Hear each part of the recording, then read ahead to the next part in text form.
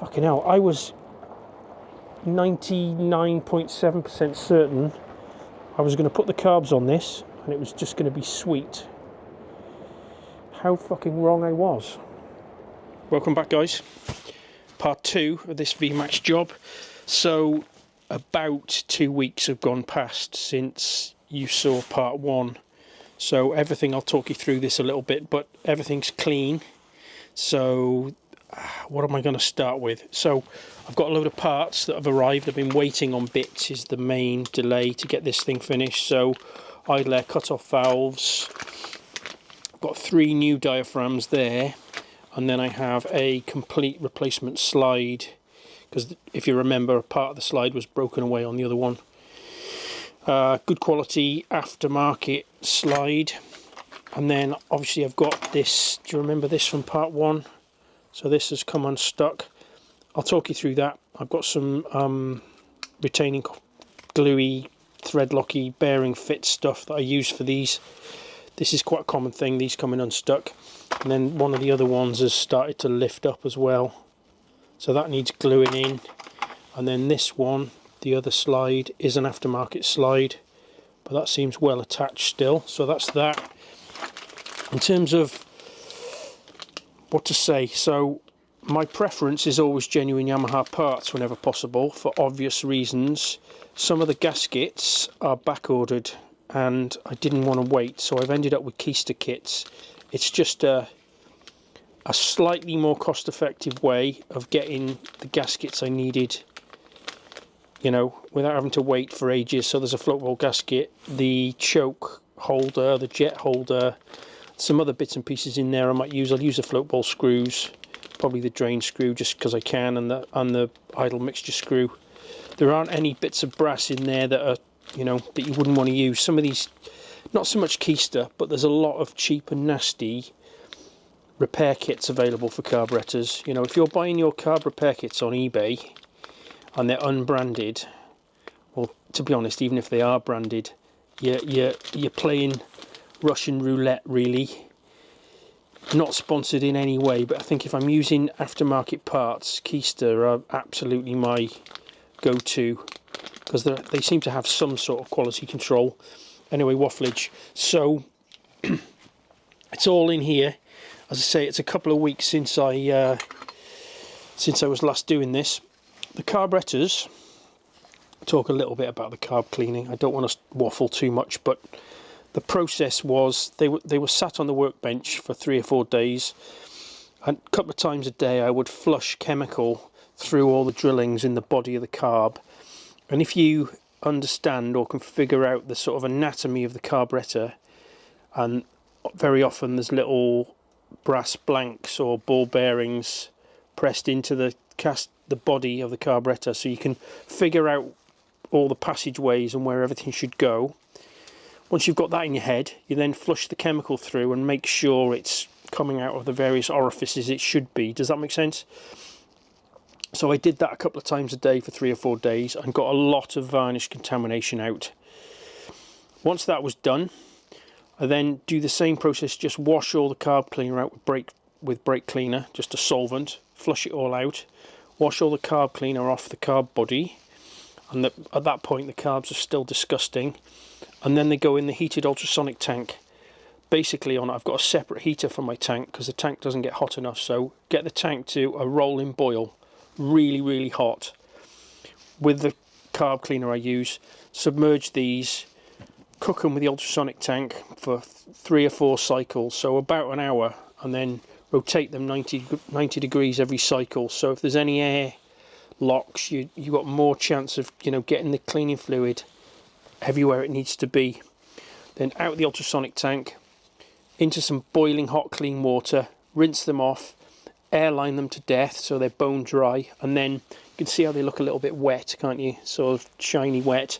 That's just GT85. So I then spray GT85 into all the jet passageways, and it'll chase out any remaining water and mean that if they're left, they've been sat here for a couple of weeks, if they've been left, you know, they're not going to get furry or corroded inside, so they could sit there as long as they needed to without deteriorating.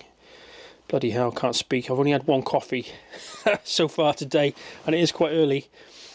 So that's that. I'm going to lay all this out in a slightly more organised, neat way and start the assembly. I'll probably time-lapse it. Yeah, and let's get these back together. Then I've got the inlet manifold rubbers to go on the bike, and we can put them on, and fingers crossed, it's a fix. Right, let me show you putting this diaphragm on this slide. And there was something else I wanted to say about that. Oh yeah, so let's do it now rather than... Where's the one that's in good condition? So this is the new one. Can you see there's this little sort of bump on the edge of the diaphragm? So there's that, and then the lift hole for the slide. So the orientation, we look on the carburetor body, if we line up, we line up the little bump on the slide, okay, we look down in there, can you see that the lift hole is closest to the engine? So there's an orientation. So when you put these, I see this often when diaphragms have been replaced, people haven't paid attention to the position of this hole. So the hole ends up being, and it does make a difference to the way the slide responds. Yeah, so that's that. Let's put this slide together with a new diaphragm, and I'll show you the glue and stuff and the process I use. Okay, so putting this slide back together, putting this diaphragm on the slide rather, a little bit of rubber grease on the diaphragm, just so if it doesn't end up quite in the right place, you've got half a chance of being able to turn it, because they can be quite tight once they're together. If the rubber's dry, the pieces that I'm going to glue, so some fine emery cloth, just give it a little bit of a key, same inside the slide. This is the retaining compound I'm going to use. It's basically bearing fit. Yeah, I've used it for years and on these things, because this is quite a common problem, and I've never had one come undone again. So yep, that's what we're doing. So a little bit of basically, I can't, can I do it? Can I put the camera on the bench? Maybe I can. Right, okay, so final little bit of a brake cleanerage. Don't spray it on your camera, Jim. Same inside here. Make sure it's nice and clean. We're going to make sure that we get this the right way around. So put that on there, that through there, that on there.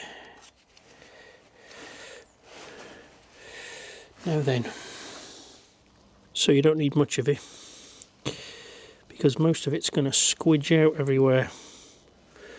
Oh God, don't do that.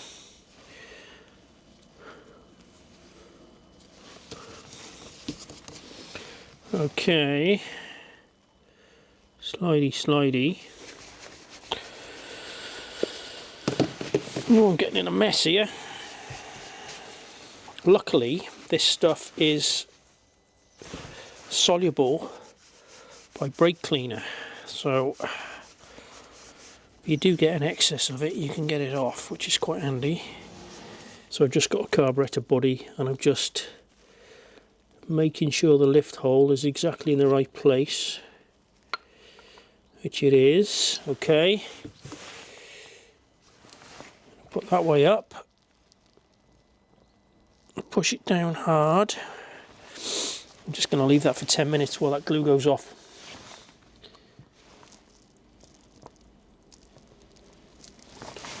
Once it sets, it's never coming apart. Yeah, good stuff that. Okay, so that takes care of that little piggy. I'm going to lay out the rest of the carburetor parts now neatly, just to make assembly easier. Let's time lapse them together, and I'll mid time lapse, if I think there's anything important to mention, I'll stop and give you a top tip maybe, but probably not. And then we can get the inlet manifold rubbers on the bike and get them on and see if we've actually fixed this thing. Okie dokie, so there it is, all ready to go. Slides are together, glue's drying, onwards.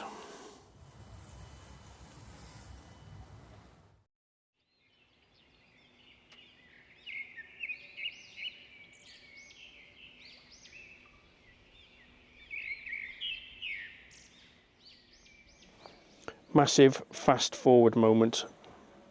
I'm just trying to get this done, sorry guys. So hopefully we have a good serviceable set of carburetors. They've been sat here on the bench now for a couple of hours with fuel supply to them. No leaks, all seems good.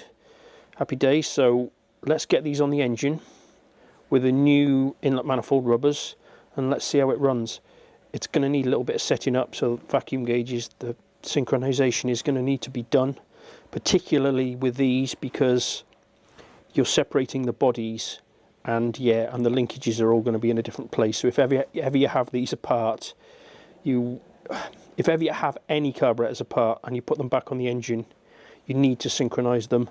People talk about a bench balance, which is a bollocks balance as far as I'm concerned. You can get the butterflies somewhere near synchronized, but if you're doing anything with carburetors off the engine and you put them back on, you absolutely have to put vacuum gauges on and balance them. Just the process of taking them off and putting them back on again, they're not going to be balanced.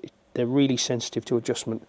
Anyway, I thought something else too as I was putting these together. The observant amongst you would have possibly noticed that the slide lift hole in the new slide was slightly smaller than the original slide. So, another set of V-Max carbs.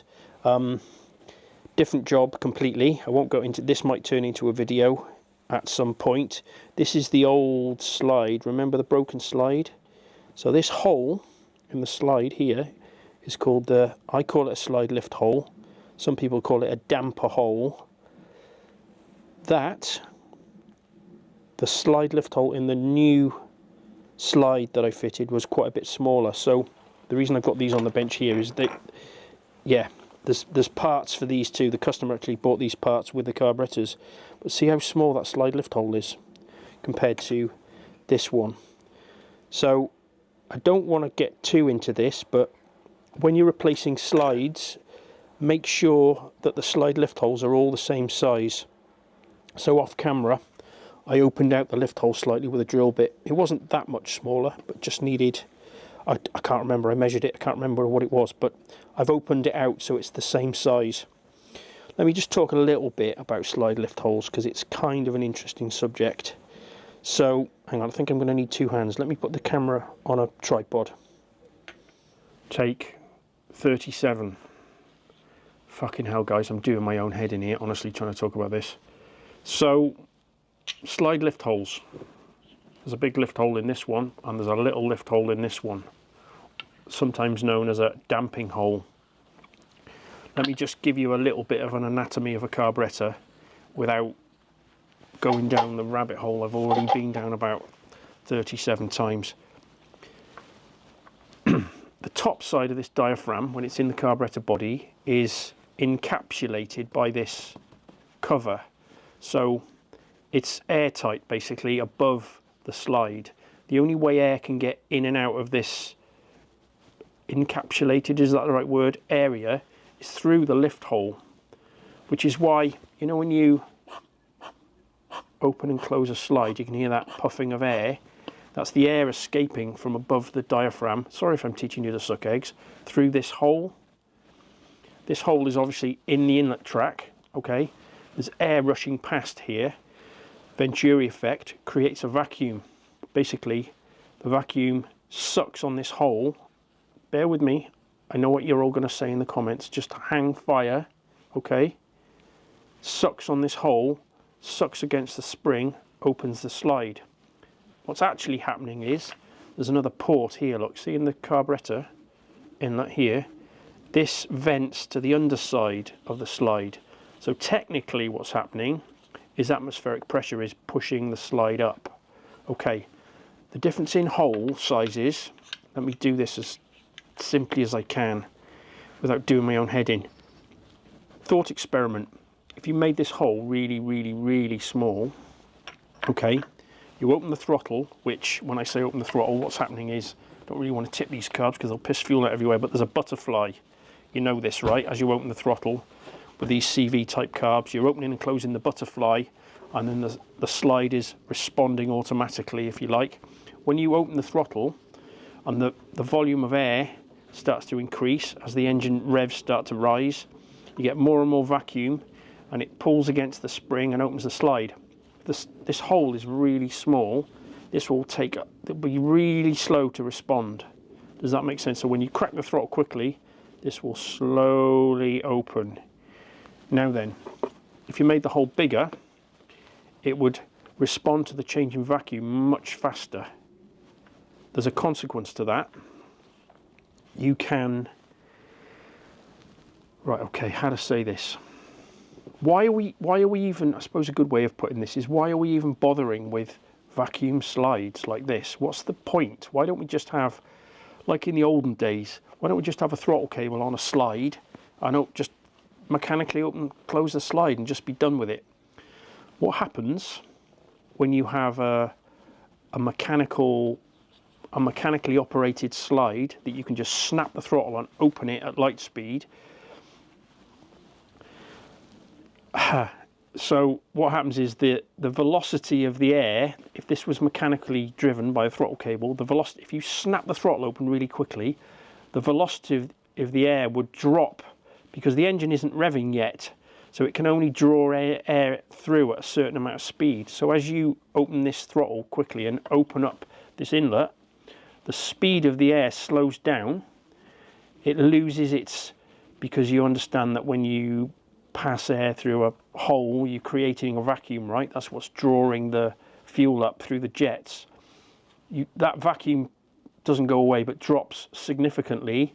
It loses its ability to draw fuel up through the jets, and you get a massive, you got a load of extra air and no fuel, so you get a massive lean hole. So massive lean condition, and it just bogs down, which is what happens with old school, you know, mechanically operated slide type carburetors. You go quickly on the throttle and it just dies until the revs can just pick up, create enough of a vacuum to draw fuel up through the jets. So, fucking hell, waffling. The reason we're using slides with diaphragms on is to damp that effect. So you can do whatever you want with a butterfly. You can say, give me full throttle on the slide, on the carb will go, well, okay, but only at a given speed based on the size of this hole. Do you see what I mean? So, taking it to its logical conclusion, if you make this hole too big, the slide will respond too quickly and you'll be back to that lean condition. So, the other part of this puzzle is the taper on the slide needle is really important in relation to the slide lift hole. Can you see the sort of connection between the two? Because the taper on the slide needle and the size of the needle jet is metering the amount of fuel coming into the inlet track. I think I'm giving you a sense of what might be going on here. I don't want to go, I have tried to explain this multiple times now to camera and I've made a complete cat's arse of it, and I think that was probably a cat's arse, but only a small cat's arse, so I'm going to leave it at that. Yeah, okay, so inlet manifold rubbers on. Let's get these carbs on the bike, let's synchronize them. We might have a tweak of the idle mixture, possibly, maybe. Let's see where we end up. Right, I'll see you on the bike. So I'm not going to show you huge amounts of this. I've got the new inlet manifold rubbers on. I'm trying to keep this video under half an hour, and I think we're already at about 20 minutes, so I need to get my arse into gear. Carbs on, and then I'll show you the initial startup. And then the other thing is the set of spark plugs, which I think I mentioned in part 1, didn't I? So new set of plugs in it as well. If I'm doing carburetor work, I always like to go with a new set of plugs as well, just belt and braces, unless they're some ridiculously expensive plug. These aren't, so it's having a new set. And then the other thing I thought about, which is definitely worth mentioning, is when you're doing any sort of carburetor work, so you spent a load of time and money getting a beautifully clean set of serviceable carbs, you really need to consider the fuel supply. By that I mean what's in the fuel tank. So you need to eyeball the fuel tank. If there's any question mark at all over, you know, the age of the fuel in the fuel tank, if there's any rust or debris in the fuel tank, you need to basically know that you've got a clean fuel supply. So in this instance, I'm going to suck all the old fuel up. The tank looks good inside. I've just stuck a camera down in there. I'm going to drain the fuel out, and then I'm also going to replace the fuel filter. Fuel filter looks like it's probably been on there for quite a long time. So new fuel filter, fresh fuel in the tank. Okay, carbs on. Carbs are on. Got my vacuum gauges hooked up. I've got a separate fuel supply to it just because I haven't had a chance to drain the fuel tank yet, and I'm impatient and I want to see how it runs. Let's start it, see what happens. Okay, contact, full choke, no throttle. Well, it started quickly.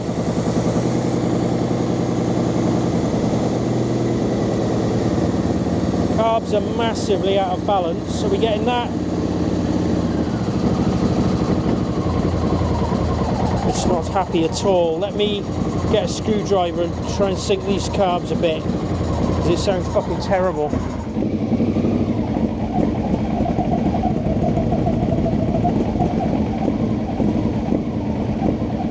It does not sound very happy. And it doesn't sound like that's just carb adjustment either, which is slightly concerning. Oh, that's made it a bit better. Maybe it's just carb balancing.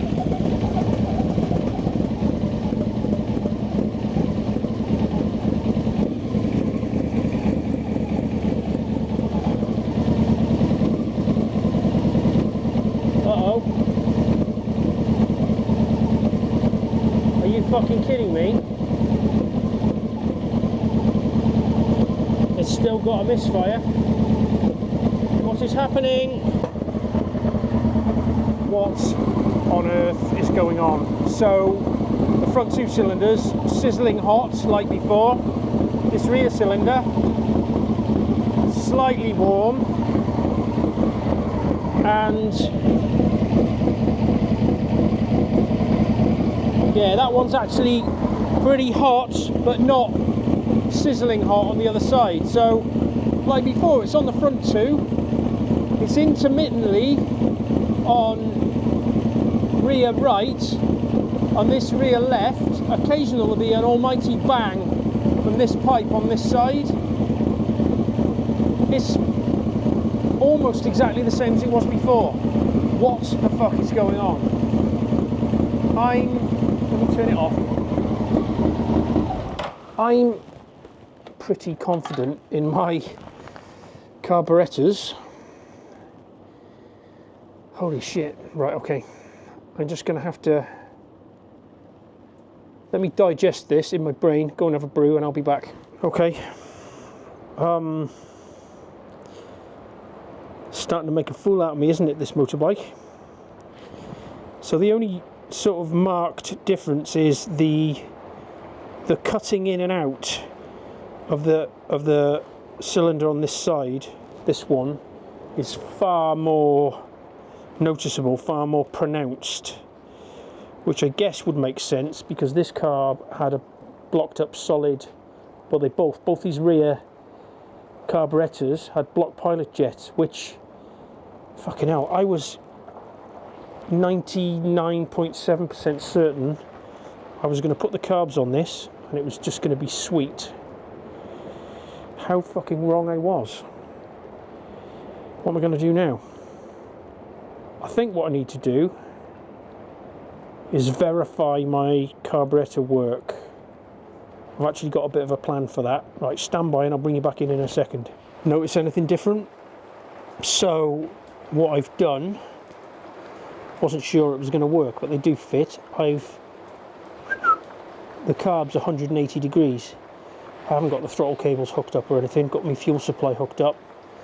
So the front 2 cylinders are doing the rears and the rear 2 are doing the fronts. Let's see if the misfires move. I suspect they're not going to, but let's find out. Contact. Yeah, that slow cranking is a thing. That battery's been on charge.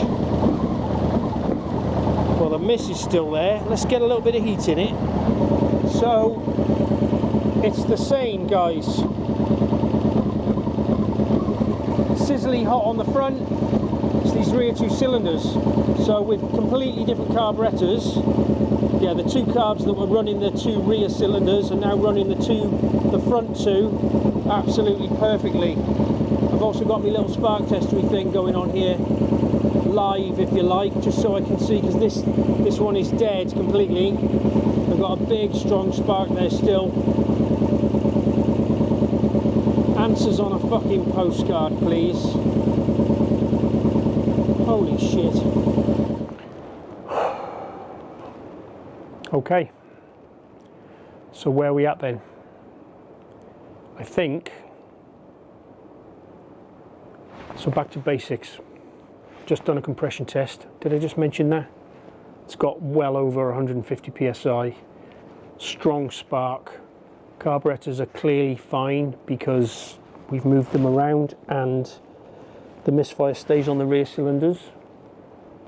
It sounds a little bit like, you know, with a 4-cylinder bike, if you get your HT leads the wrong way round, that sort of popping and banging, and yeah, I thought, oh, I wonder if somebody, put my phone down, I wonder if somebody's mixed the coil plugs up, because with these, and I think I'm not talking out of turn, I'd have to check, but I think these, there's no wasted sparkness going on with these. They've got 4 separate ignition pickups, 4 separate ignition coils. The later ones, this is an early one, this is like 88, 87, 88. The later ones had 1 crank position sensor and a different ECU and stuff, but these, no wasted spark going on, and I thought, oh, maybe somebody's mixed up the coil plugs, but it's not that. They're pretty difficult to, they're opposite sides of the bike, and yeah, the position of the coils, you can't really get those wrong. So we've got compression, we've got a good strong spark, we've got a carburetor that works fine. What? So I'm thinking ignition timing. So it means I've got to eat a little bit of humble pie, because I was bashing the last person that worked on it when I first got it in the workshop, wasn't I? Saying, why would you put an ECU on it? Well, I think they were probably on the right lines with ignition, but didn't quite get it right. So, yeah, there's going to be a part 3. I'm not upset with myself for doing the carburetors, because they were clearly a complete car crash, and if we had gone down the ignition route and found something, we would have had to circle back around and do the carburetors anyway, because clearly it would just never have made any power with the slides not opening and stuff. So that's a job that needed doing anyway, and that's done now. And I verified the carbs are good by swapping them. So I've now got to figure out some sort of way of verifying the ignition timing. Maybe I could do something fancy with the oscilloscope, or maybe a timing light. I fucking hate motorbikes today. Fucking hell.